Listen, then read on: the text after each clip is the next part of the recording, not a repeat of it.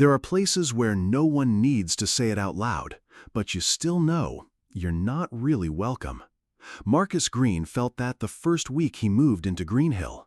The small house at the end of the street, gray shingles, a fresh patch of lawn, and a young maple tree out front, that was the new home Marcus had finally bought after years of grinding in the tech industry. He picked this neighborhood because it seemed quiet, safe, and maybe, just maybe, he was ready for a new beginning. It had only been 3 months. Not long enough for anyone to remember his name, but long enough for Marcus to realize one thing: he didn't fit in. Greenhill was a clean, peaceful, mostly white, middle-class neighborhood. In the mornings, dads jogged with AirPods in. In the afternoons, moms walked their dogs and stopped to chat by each other's fences. And every weekend, barbecues. If you didn't show up, you were, well, kinda weird. Marcus was different. He worked from home, just him and his laptop, coding, meetings, writing software for startups. No close friends in this city, no parties, no warm welcomes when he moved in. Just a few quick glances from neighbors, a stiff nod here and there, and sometimes a quiet sense that someone was watching him from behind the curtain. He wasn't sure if it was because he was quiet, or because he was the only black man on the block. Maybe it was both. No one ever said anything to him, but no one said anything with him either. No "come by if you're free." No homemade cookies dropped off with a smile. None of the tiny gestures people make just to say, "You're part of this." So Marcus stopped expecting it. He walked alone, worked alone, ate dinner alone. Every morning, he made his coffee, opened his laptop, looked out at the neighbor's lawn where their kids played, and told himself, "I don't need to belong. I just need peace." And honestly, he didn't ask for much. Just a place with stable Wi-Fi, fresh air, and no one bothering him.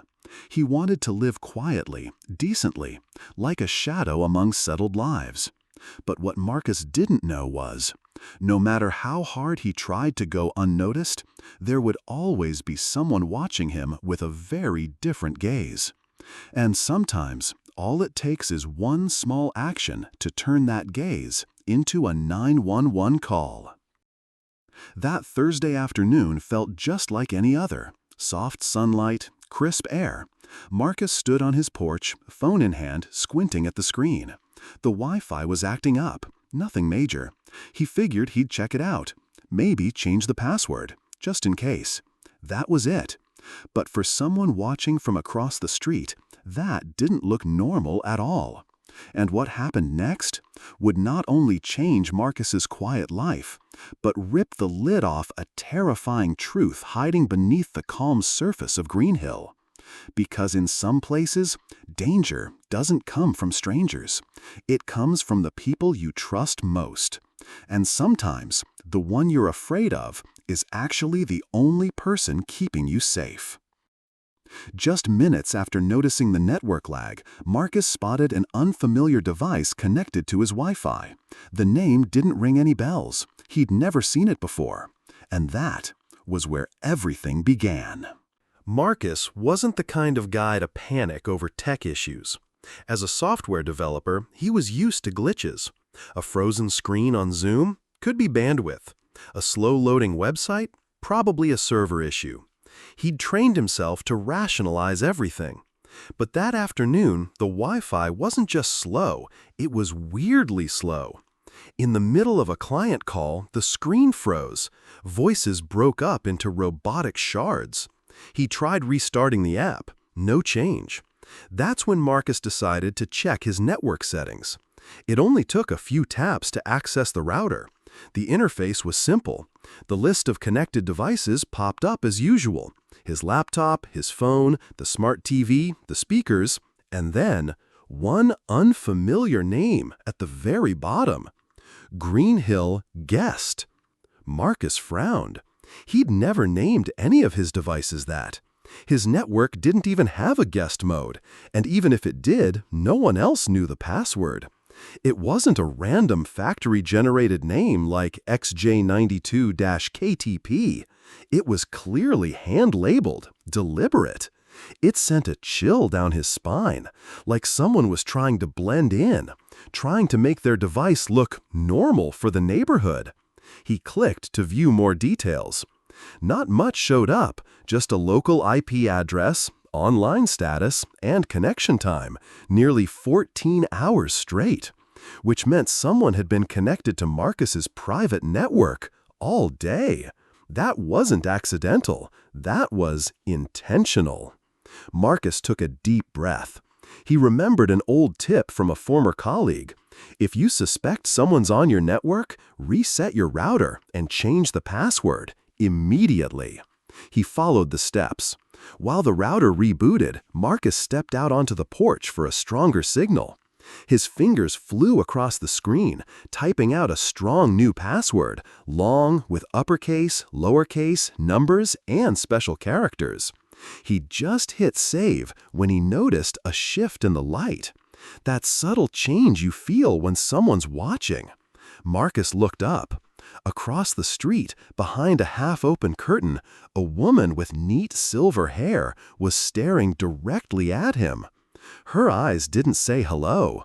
They said, "What are you doing?" She stepped back almost instantly, but Marcus had already seen her face. Edith Taylor, his across-the-street neighbor, lived alone, known for knowing everything. People joked she was the unofficial neighborhood watch of Greenhill, though no one said it to her face. Marcus shook his head slightly, trying not to overthink it. He walked back inside and restarted his laptop, trying to finish the project he'd been working on. But something itched in his chest. Not fear, not even anger, just that unsettled feeling, like someone had not only entered your Wi-Fi, but also pierced through some invisible layer of privacy around your life. He double-checked his home cameras, rechecked the device settings. Everything looked fine. At least, he'd hope so. What Marcus didn't know was that across the street, Edith was also checking something. Not her camera, not her router. She was checking her unease. And in her mind, she'd already made the call. The quiet new guy, the one who never smiled, never mingled, was definitely doing something suspicious with his phone. And for Edith, sometimes feeling weird about it was enough reason to pick up the phone. A small lesson tucked in the middle of this quiet afternoon. Sometimes, when you're just fixing a simple tech issue, someone else thinks you're up to something dangerous. Not because you did anything wrong, but because they're looking at you through the lens of fear, or worse, prejudice. Marcus hadn't done anything wrong, but to someone who'd already decided he was suspicious, silence itself could look like guilt. That day, Marcus changed a Wi-Fi password. And just minutes later, he'd be standing on his porch, facing 2 uniformed officers, all because of one strange name on the network. Edith Taylor had always trusted her gut. Everyone in Greenhill knew her as the one who noticed things. She was the first to report those high school kids smashing mailboxes last year. The one who called about that unfamiliar van parked outside the elementary school. To her, being cautious was never excessive, it was responsible. And now, her instincts were whispering again. She'd seen Marcus from her kitchen window, standing still on his porch, eyes glued to his phone. At first it looked harmless, but Edith kept watching. He stood there more than 10 minutes, staring at the screen, fingers tapping constantly, glancing around every so often like he was checking who might be watching. No one stares at a phone like that just to fix the Wi-Fi, not in her book. Something about it didn't sit right. It wasn't any one thing. It was the combination of many small, subtle pieces. He never joined the neighborhood barbecues, never chatted with anyone, no wife, no kids. And he was new, a stranger. To someone else, it might have seemed like a coincidence, but to Edith, her gut said, something's off about that man. So she picked up the phone and dialed. Her voice trembled just slightly, but her tone was steady. 911, what's your emergency? Yes, I need to report a man who's doing something very odd outside his house. Can you describe what he's doing? He's standing there with his phone, tapping it over and over, looking around like, I think he might be trying to hack something. Is he armed? I don't know, but I don't feel safe. That last sentence, I don't feel safe, was like a VIP pass in the emergency response system. There was no proof of anything, no clear threat, but within minutes a patrol car was dispatched. As she hung up, Edith stood silently in her kitchen, eyes fixed on the house across the street. In her mind, she pictured a vague threat, unformed, unspoken, but growing. What was clear to her was this: better to call too early than too late. There's something strange about prejudice. It rarely calls itself by name. It wears the mask of caution, of just being careful, of looking out for the neighborhood. Edith didn't think she was being biased. She thought she was being proactive, just like all the other times she believed she'd saved the block. But this time, she wasn't just calling the police. She was calling down a storm on a man who'd done absolutely nothing wrong. Across the street, Marcus had just finished resetting his router. The connection was back to normal. A few work messages popped up.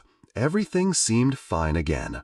He had no idea that in just a few minutes a police cruiser would pull up in front of his house, and he, a quiet, rule-following developer, would be forced to explain himself for something he never even did. The question wouldn't be, "What did you do?" It would be, "Why do you look like you might have done something wrong?" Marcus heard the faint sound of a police siren in the distance. At first, he didn't think much of it. Probably someone speeding on the main road.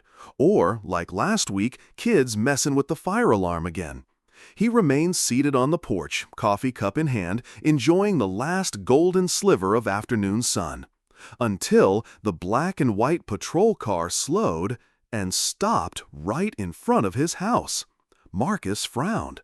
The red and blue lights flashed across his living room window. Two officers stepped out. The first, a tall, broad-shouldered man in his 40s, square jaw, firm voice, Officer Shaw. The second, a younger female officer, sharp eyes, steady tone, Daniels. They walked slowly but alert. One kept a hand close to their belt, no weapon drawn, but just close enough to make Marcus understand. They were ready. He set down his cup, stood up. Officer Shaw spoke first. "Good afternoon. We received a report of suspicious activity in the neighborhood. Can you tell us what you were doing in front of your house, maybe 10-15 minutes ago?" Marcus blinked. I was changing my Wi-Fi password." His voice was low and calm. He held their gaze steadily, knowing full well that as a black man facing two white officers, every word mattered.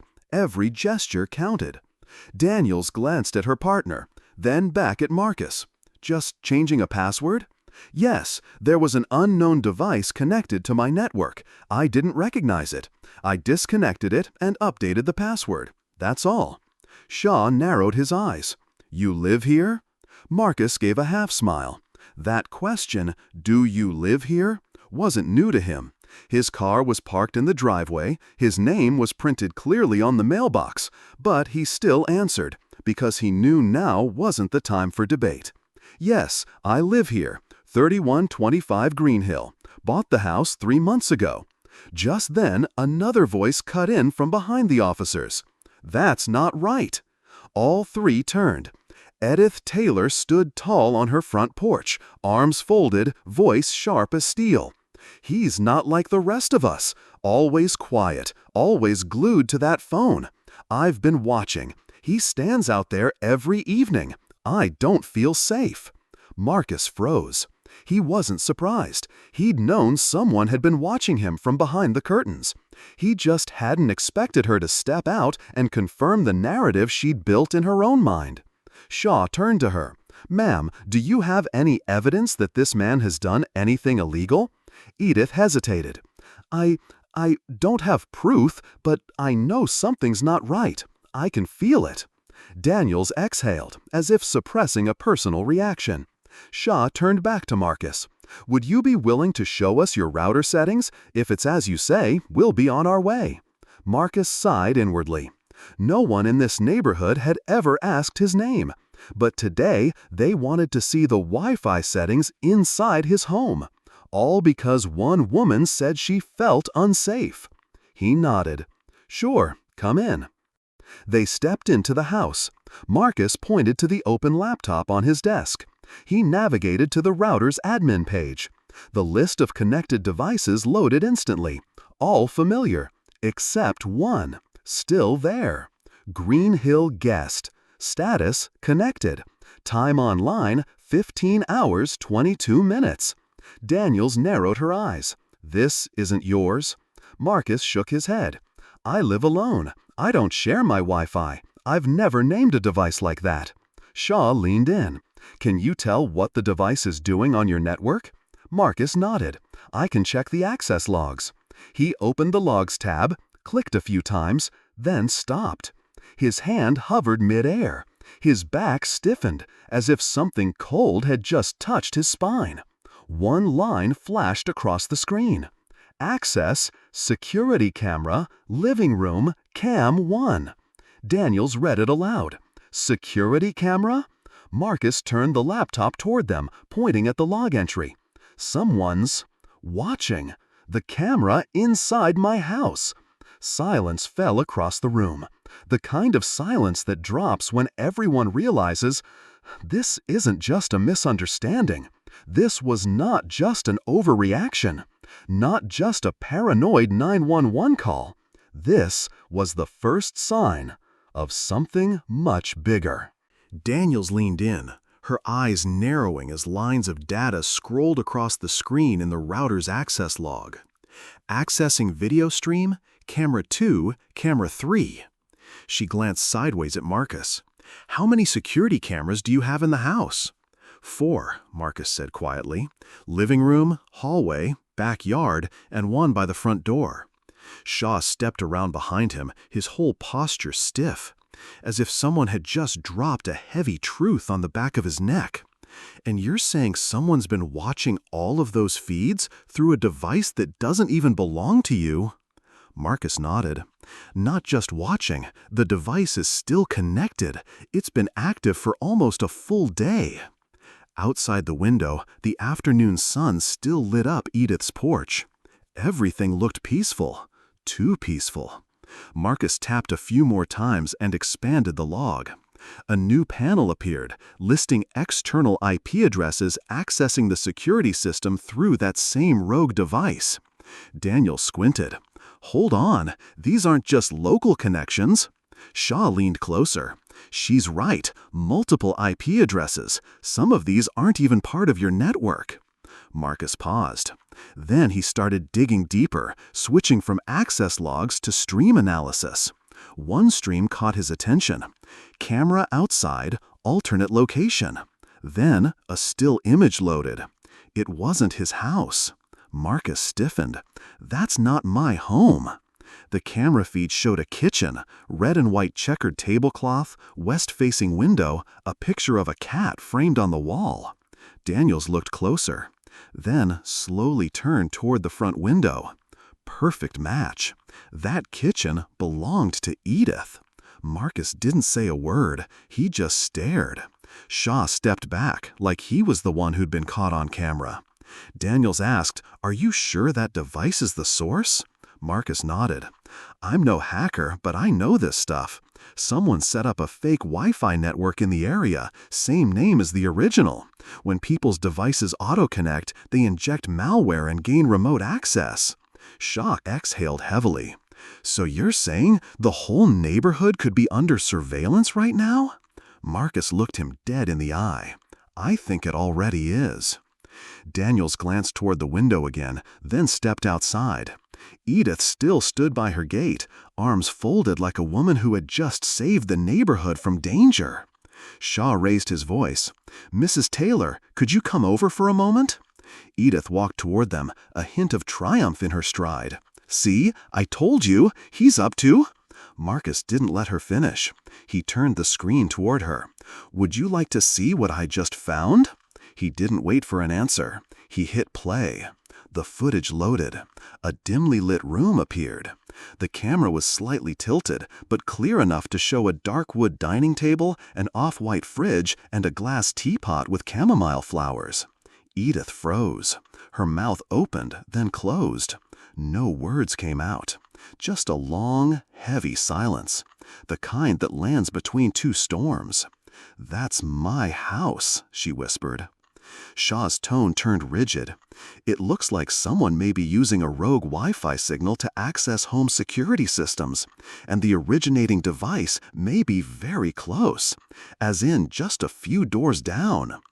Daniels was already on her radio, requesting support from cybercrime and digital forensics. While waiting, Marcus didn't take his eyes off the screen. He pulled up the signal map. His router was tracking signal strength from nearby devices. With a few quick comparisons between network signatures and physical layout, he triangulated the source. The strongest signal, linked to the suspicious Green Hill guest network, was coming from 3 houses down. Daniels turned to Marcus. "Can you pinpoint exactly where?" Marcus nodded. "I think I can." Shaw turned to Edith. "Is anyone else living with you?" Edith blinked.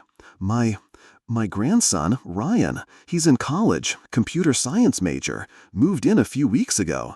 He hardly ever leaves his room." Silence.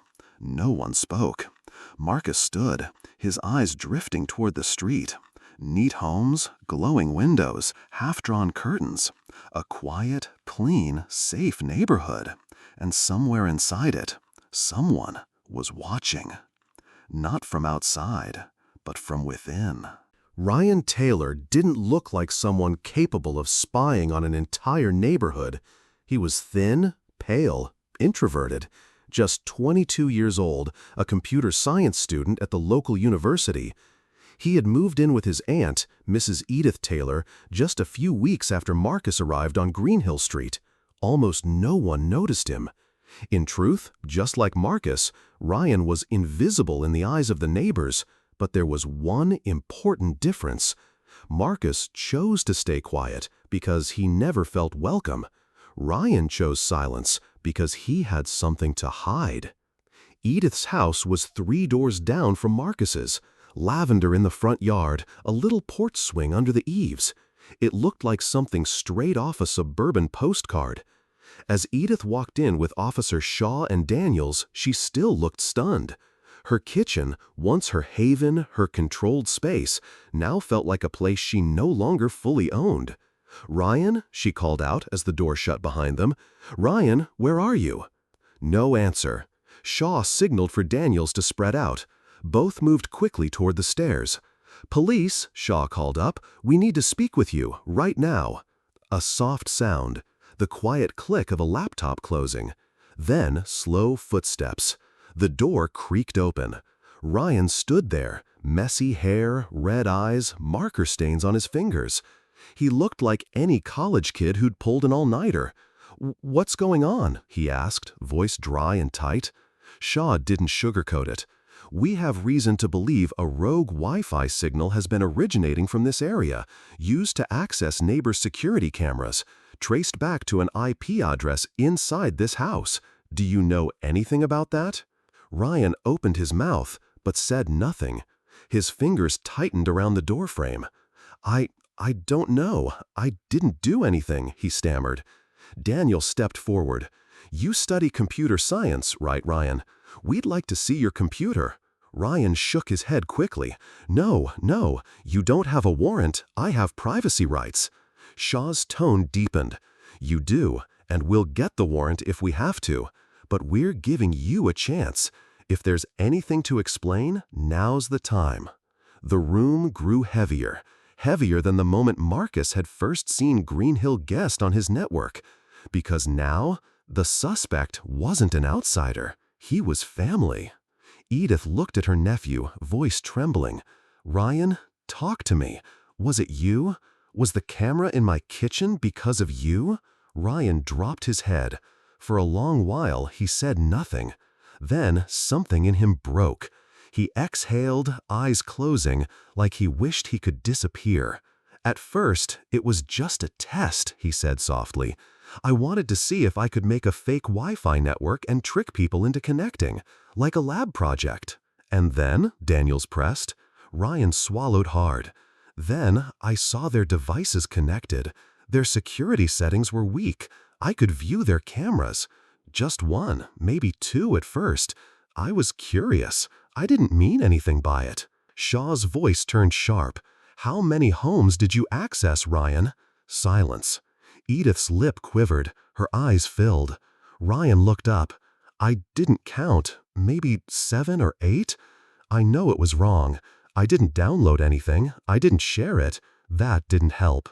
Daniels said calmly, "You know, Ryan, even accessing one person's private camera is a serious invasion of privacy. But with that many, you're facing real charges now." Ryan's voice cracked. "I wasn't trying to hurt anyone." Officer Shaw didn't answer. He just pulled out the cuffs. "Ryan Taylor, you're under arrest for unauthorized network access, installation of unapproved surveillance systems, and violation of citizen privacy." Edith slumped into the nearest chair, hands over her face. The nephew she'd once defended against nosy neighbors, once called such a good boy, now bowed his head as Officer Daniel secured the cuffs. No resistance, no words. As they led him out the door, Edith remained frozen, her eyes empty. And then, in a whisper, barely audible, she said to no one in particular, "I was wrong about him. This whole neighborhood. We were all wrong about the real threat." Across the street, Marcus Green stood in the fading afternoon sun, watching a young man being led through the gate in silence, watching Edith with her head hung low, and watching himself, a man once accused for doing nothing except standing quietly in his own small piece of sky. Ryan sat silently in the back seat of the patrol car, his hands cuffed in front of him, his face pale, like someone who had just woken from a long, strange dream. Only this wasn't a dream. It was a nightmare he created. Shaw shut the car door without a word. Daniels stepped to the front and quietly radioed in, requesting the digital forensics team to come inspect Ryan's computer and router. They needed more evidence, though in truth, everything was already far too clear. Outside, Green Hill remained just as peaceful as ever. Kids still kicked a ball down by the little park. A man watered his lawn. The sound of the ice cream truck bell echoed from a few blocks away. Only Marcus and Edith stood still, frozen in a moment they couldn't walk back from. Edith looked across the street at Marcus, her eyes a mix of shame, regret, and gratitude. She crossed the road slowly, as if each step were a quiet confession. "Marcus," her voice was hoarse, "my nephew, I don't even know what to say." Marcus looked at her directly, not with bitterness, not with smugness, just a quiet gaze, the kind you get used to when you've spent your life being doubted. The kind of gaze that understands exactly what it feels like to be judged not for what you've done, but for how you look. "I know what you thought when you called the police," he said. "You didn't see me do anything wrong, but you felt like I might be doing something wrong, and that was enough to get me questioned." Edith lowered her head. "I'm sorry," she whispered. "I was wrong." Marcus nodded, not rushing to forgive, because it wasn't a scripted apology he needed. What he needed was for her to truly understand what had led her there in the first place. "You saw me," he said, "but you didn't really see me.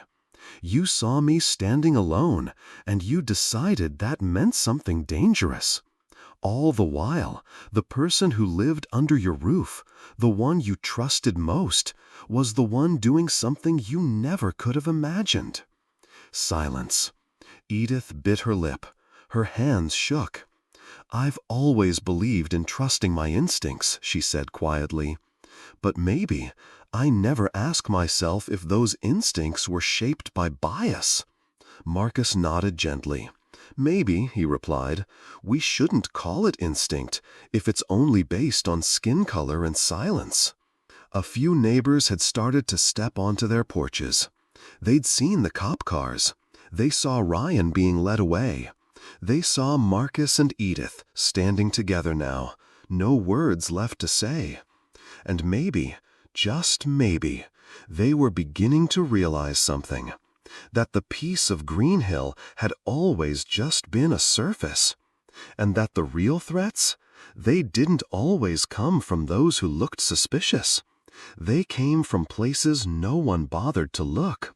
From people no one thought to question. Marcus turned and slowly walked back to his house. No one stared this time, but no one greeted him either. No one invited him to the next weekend barbecue. No one said, "You're the guy who uncovered the whole spying thing." And he didn't need them to. That night, Marcus opened his laptop, turned off the camera, changed his password again, and for the first time since moving to Greenhill, he went to bed without leaving the hallway light on. Not because he felt safe, but because he knew he had nothing left to hide, while others still did. The next morning, it rained. Not a heavy storm, but that slow, steady kind of rain that feels like the sky itself is reflecting on everything that just happened. Marcus sat in his kitchen, sipping his black coffee, watching tiny rivulets of water trail down the window pane. The house was quiet, as always. But today, that quiet wasn't isolation. It was a choice. Later, he stepped out onto the porch like he did every morning. And for the first time, no one watched him. No suspicious glances, no curtains shifting, no whispers from across the lawn. Just the sound of his footsteps against damp concrete and the gentle chirp of birds sheltering under the porch roof. Marcus sat on the wooden chair, his gaze stretching out over the street. This neighborhood had never truly been his, and maybe it never would be. But now, at least, it knew who he was. By midday, Edith came over. She didn't bring cookies. She didn't force a smile. She only brought a folded paper, a formal letter from the police stating that Marcus had been instrumental in identifying the technical breach and assisting in the investigation. "They told me to bring this over," she said. "They said if it weren't for you, we might have never found out." Marcus took it, nodded, but said nothing. Edith sat down on the chair across from him. She glanced around the porch. "You know," she began, "when Ryan was little, he loved taking apart electronics. One time, he disassembled my late husband's old radio, put it back together, and it never played another sound." She chuckled softly. "I always thought he was just a curious kid, never imagined curiosity could turn into something criminal." Marcus set the letter down on the table. "There's a big difference between curiosity," he said, "and exploitation." Edith nodded slowly, her gaze distant. "And between caution and prejudice." The silence between them wasn't heavy like it had been the night before, but it wasn't easy either, because some mistakes, even when forgiven, leave behind a quiet that can't be filled. A car pulled up in front of Marcus's house. Officer Daniels stepped out, gave him a polite nod. "We'll be conducting a full forensic scan of all the devices at Edith's place today," she said. "This case is probably going to hit the news, partly because of how serious it is, and partly because of you." Marcus tilted his head. "What do you mean?" Daniels shrugged. "You know, a black man gets the cops called on him for standing in front of his own house. Turns out he's the one who uncovered a whole illegal surveillance ring in the neighborhood. She offered a faint smile. "It's the kind of story that resonates." Marcus looked out toward the rows of houses, still motionless under the morning rain. He didn't know if resonates was the right word. All he knew was he never wanted to be the main character of any story. He just wanted peace, to live like everyone else. Daniel's turned to leave. Edith rose too. Before stepping away, she turned back. "I don't know if the others here will change," she said, "but I will. And if you'll allow it, I'd like to try to do something better." Marcus looked at her one last time. "You don't have to try to do something big, Edith," he said. "Just, next time, don't rush to assume. Ask, then listen." As she walked away, Marcus remained seated. His coffee was cold now. The rain hadn't stopped, but something inside him had eased. Not because he'd been proven right, not because Ryan had been arrested, but because, finally, someone had looked at him not through the lens of fear, but through the eyes of understanding. A week had passed since Ryan's arrest. From the outside, Green Hill still looked like the same peaceful suburb. People walked their dogs in the afternoons. Children laughed at the playground down the block. But for Marcus and Edith, nothing was the same anymore. And maybe it never would be again. Edith no longer sat on her porch like she used to. The old rocking chair stood empty, silent in the morning sun. Gone were the watchful eyes that once scanned the street like a living security camera. Now, new eyes were watching. Neighbors, old friends, people who once praised her for being hyper-aware. Some whispered behind her back at the grocery store. Others just looked and turned away. No one said anything outright, but everyone knew. She had called the police on the wrong person and let the guilty one live under her own roof. Ryan was now in custody, awaiting trial. With dozens of digital evidence entries, unauthorized camera access, fake networks, breach of private systems, he was facing serious charges. His lawyer might argue he was just a tech-obsessed college kid, but in the eyes of the law, privacy is a boundary you don't get to experiment with. The story had made it to local news outlets. Headlines read, "College student surveils entire neighborhood using fake Wi-Fi." Beneath the headline was a blurred photo of Ryan in cuffs, face pale, eyes stunned, like he couldn't believe how far he had gone. No one mentioned Marcus. Not a single article named him in the credits. There was no whistleblower, no tech hero, no man who uncovered it all. And Marcus didn't need any of that. On a quiet Sunday morning, Marcus strolled past the park near his house. A woman walking her dog gave him a quiet nod. An old man reading the paper lifted his hat in greeting. For the first time, Marcus wasn't the one who had to speak first. He sat on a long wooden bench facing the street. The breeze carried the scent of freshly cut grass. In the distance, some kids kicked around a soccer ball. One of them, a little boy from house 3119, ran up to Marcus with a wide grin.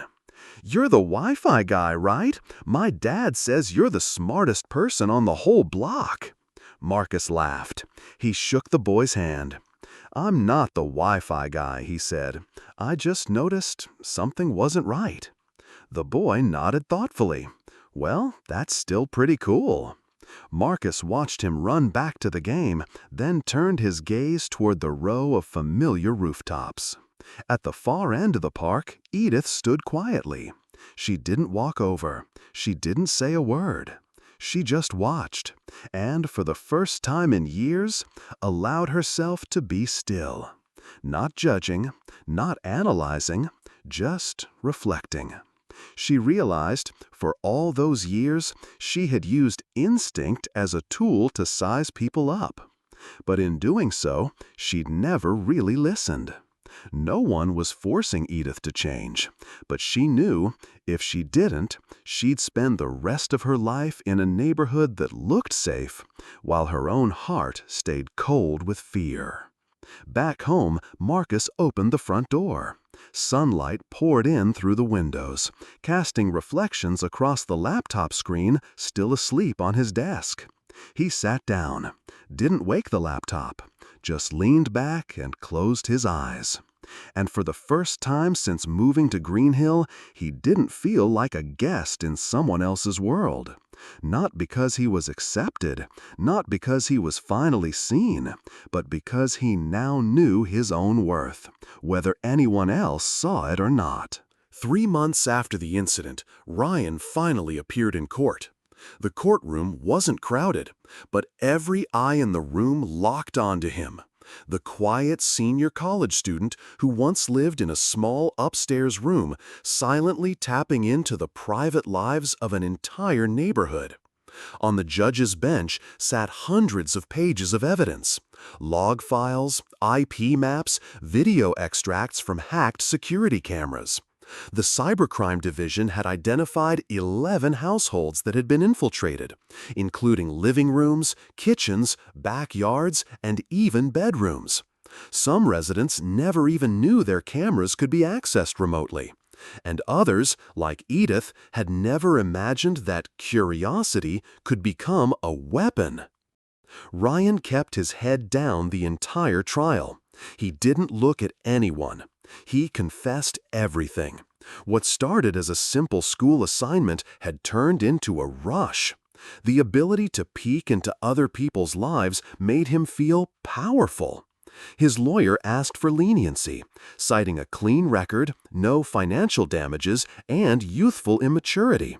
But the prosecution pointed to something deeper: the fear and emotional violation the entire neighborhood had endured, especially families with small children and single women living alone. Marcus wasn't in court that day. He had been summoned to testify but declined, sending a letter instead. "I've already told the truth. The people who needed to understand now do. I'm not here to condemn anyone. I just want to move on." That letter was later read aloud in the courtroom. It made more than a few people cry. Ryan was sentenced to 1 year of probation, 100 hours of community service, and mandatory enrollment in an ethics training program for IT professionals. The court also ordered him to write apology letters to every household he had violated, including Marcus. In the letter addressed to him, Ryan wrote, "I thought you were the one who needed to be watched, but it turns out I was the one who couldn't control myself. You saved this entire neighborhood, and I should have learned from you, not spied on you." Marcus read the letter in silence. He didn't respond. He simply folded it and tucked it away in a drawer. Part of him knew Ryan wasn't all bad, but like Edith, Ryan had a lesson to learn, not through forgiveness, but through self-awareness. Eventually, the media lost interest. The story of Green Hill faded from headlines, replaced by bigger scandals and more explosive tales. But within the neighborhood, quiet shifts were happening. People began saying hello more often, not out of kindness, but because they didn't want to misjudge someone ever again. A few families invited Marcus over for dinner, not because he was a hero, but because they finally wanted to listen. And Edith? She still lived across the street, but now, instead of watching from behind the curtain, she'd sit on her porch with a book. And if Marcus walked by, she wouldn't hesitate to say, "Good morning, Marcus. Beautiful day, isn't it?" This story didn't end with a hero or a villain. It ended with people, each carrying their own fears, mistakes, and capacity to grow. Marcus never came to Green Hill to teach anyone a lesson. He just wanted to live. But sometimes the people who just want to live quietly end up helping everyone else see things more clearly. One quiet afternoon, Marcus typed something into his personal blog, where he occasionally wrote about tech and life. The most dangerous thing isn't being watched. It's when we accept being watched because the watcher seems harmless. And worse, when we suspect someone simply because they're silent and different. He closed the laptop, stepped outside. The sun was shining again. He sat down in his usual chair, looking out over the neighborhood where he was once seen as the suspicious stranger. And now, he sat there like he belonged, not because anyone gave him permission, but because he had claimed his place through calm, clarity, and quiet dignity.